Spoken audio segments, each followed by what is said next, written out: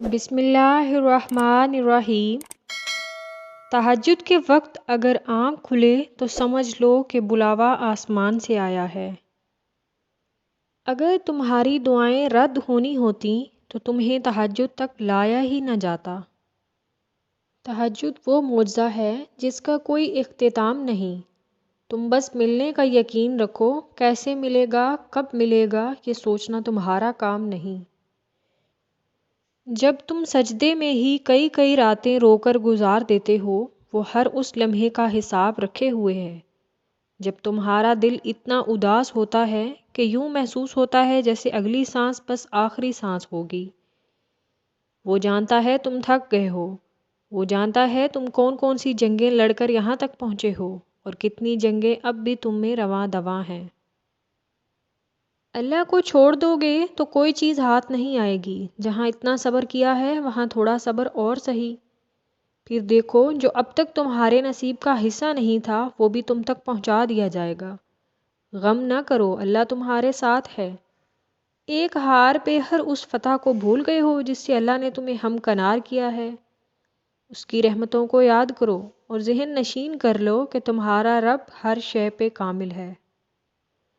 دعائیں تو چاند کو بھی دو ٹکڑوں میں تقسیم کر دیتی ہیں، ان کی طاقت کے سامنے تمہاری یہ چھوٹی سی خواہش بہت بے معنی ہے۔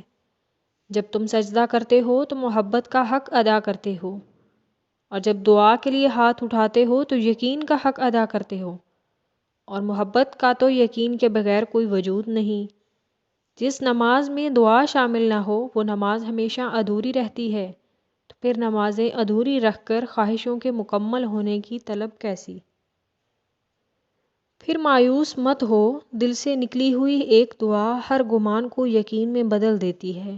اللہ تمہیں خواب تب دکھاتا ہے جب وہ ان کی تدبیر پر راضی ہوتا ہے، ورنہ اگر اس نے تمہیں وہ نہ دینا ہوتا جو تم مانگ رہے ہو تو کیا وہ تمہیں کبھی دعا کی توفیق دیتا؟ اللہ پاک فرماتے ہیں جب رات کو تم سو جاؤ پھر تمہاری آنکھ کھلی تو تم دوبارہ سو گئے تو تم نے مجھ سے بے وفائی کی، لیکن اگر تمہاری آنکھ کھلی اور تم نے وضو کیا، تہجد کی نماز پڑھی، مجھ سے مانگا اور میں نے تمہیں عطا نہ کیا تو میں نے بے وفائی کی، اور میں تمہارا رب بے وفا نہیں۔ جو خدا رات کے بعد صبح اور گرمی کے بعد ٹھنڈ دیتا ہے وہی خدا پریشانی کے بعد خوشی بھی دے گا۔ میں نے دیکھا ہے، محسوس کیا ہے، تہجد میں اگر آپ اپنے رب سے چاند مانگو تو وہ پورا آسمان دیتا ہے۔ تہجد کی نماز کے لیے جاگنا اللہ کی بے شمار نعمتوں میں سے ایک نعمت ہے۔ تہجد کے وقت آپ کی چھوٹی سے چھوٹی پکار بھی سیدھا عرش تک جاتی ہے۔